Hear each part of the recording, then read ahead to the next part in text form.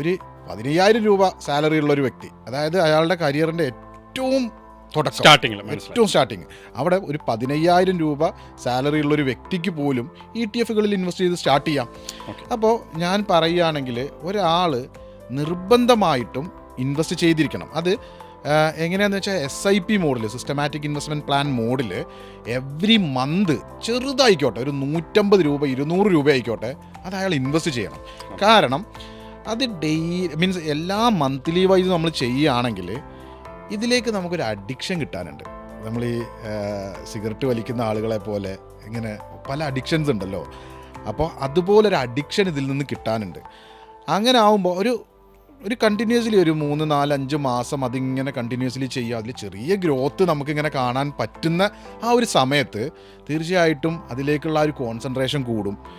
അത് നമ്മളെ ഒരു ഹാബിറ്റായി മാറും. അപ്പോൾ SIP മോഡിൽ അവൻ്റെ സാലറി വരുന്ന, അതായത് അതും ഞാൻ പറയുകയാണെങ്കിൽ സാലറി വന്നാൽ നെക്സ്റ്റ് ഡേ ഇൻവെസ്റ്റ് ചെയ്തിരിക്കണം. അപ്പോൾ അങ്ങനെ ആകുമ്പോൾ നെക്സ്റ്റ് മന്ത് ഈ സാലറി വരാൻ വേണ്ടി വെയിറ്റ് ചെയ്യും ഇൻവെസ്റ്റ് ചെയ്യാൻ. അപ്പോൾ ഏതൊരു ചെറിയ സാലറി ഉള്ളൊരു വ്യക്തിയാണെങ്കിലും ഈ പറഞ്ഞ ETF-കളോ ഇനി 500 രൂപയ്ക്ക് പോലും നമുക്ക് മ്യൂച്വൽ ഫണ്ടുകളിൽ ഇൻവെസ്റ്റ് ചെയ്യാൻ പറ്റും. ഇനി അതും അല്ലെങ്കിൽ സ്റ്റോക്കുകളിൽ ഇൻവെസ്റ്റ് ചെയ്യണമെങ്കിലും ഈ പറഞ്ഞ 500 റേഞ്ചസിലൊക്കെ ഉള്ള സ്റ്റോക്കുകളുണ്ട്. അതൊക്കെ ഒരു ഷെയർ, ഒരു സ്റ്റോക്ക് വെച്ച് വാങ്ങി വെക്കാൻ പറ്റും.